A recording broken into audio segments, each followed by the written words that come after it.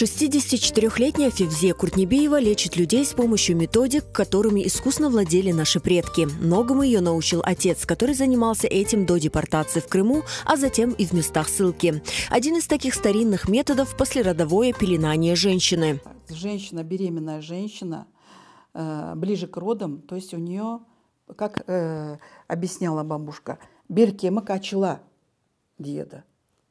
То есть поясница раскрывается, то есть таз раскрывается, все растягивается. Пока мы ходим беременные, у нас мышцы, все, суставы, все это, аорта отходит, все это растягивается.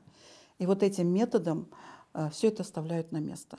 То есть стягивая с двух сторон. Кто-то говорит, это кундаклады, кто-то говорит, это схты.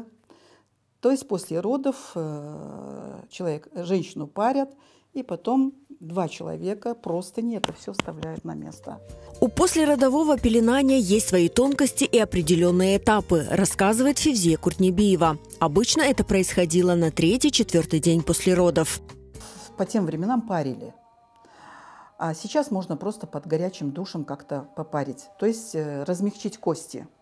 После этого две женщины брали простыню, ее вот таким образом складывали косынкой, чтобы она была вот такая широкая.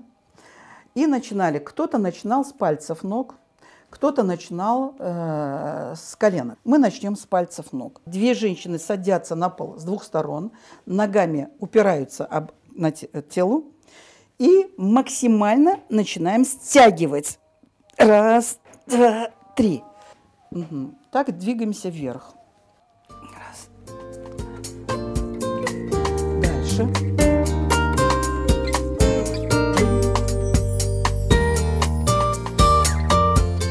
Нужно приподнимать вверх и так давить, чтобы он мог дышать. Также делаем обратно. И сколько раз? Два раза. То есть туда и обратно. После этого женщине делают правку пупка. Сейчас многие женщины игнорируют этот метод лечения, а это чревато последствиями, считает Февзия Ханым. После родов женщина может столкнуться с рядом проблем со здоровьем. Молодежь вся после родов, она страдает позвоночниками. Поэтому после этого болит живот, очень болезненные месячные у женщин. То есть это все, вот это последствия этого. На место ничего не ставят.